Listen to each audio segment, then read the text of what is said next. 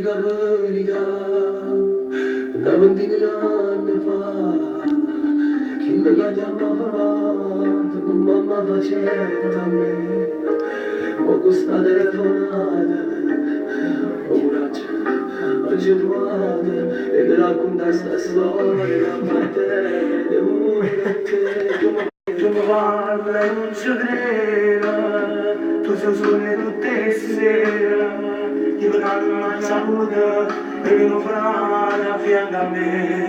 Sto mi destino perché sei accanito con me, mi ha voluto da tu, non cresceva con me. Vieni qua, voglio conoscere chi te, lo stesso sangue mio, vorresti mai e vivere, sta malattia con me, voglio conoscere la tua stessa.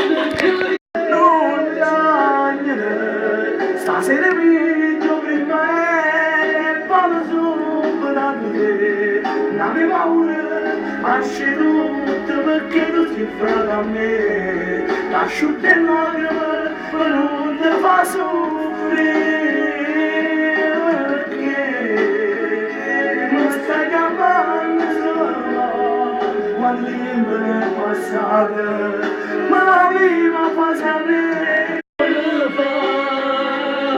Ma ci saluto non fa, non ci sta niente da fare, lo sai che c'era tuo papà, non prezzo viene qua.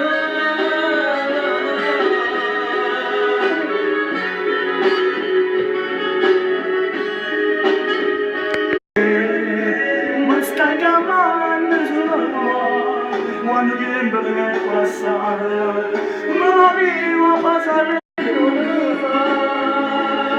Non ci saluto non fa, non ci sta niente da fare, lo sai che c'era tuo papà, non prezzo viene qua.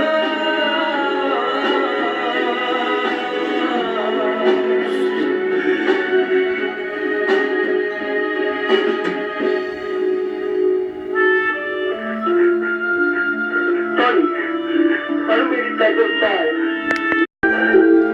Io sto morendo.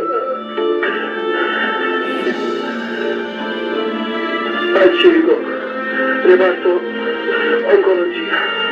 Ma che stai dicendo? Dai, dai, pronto!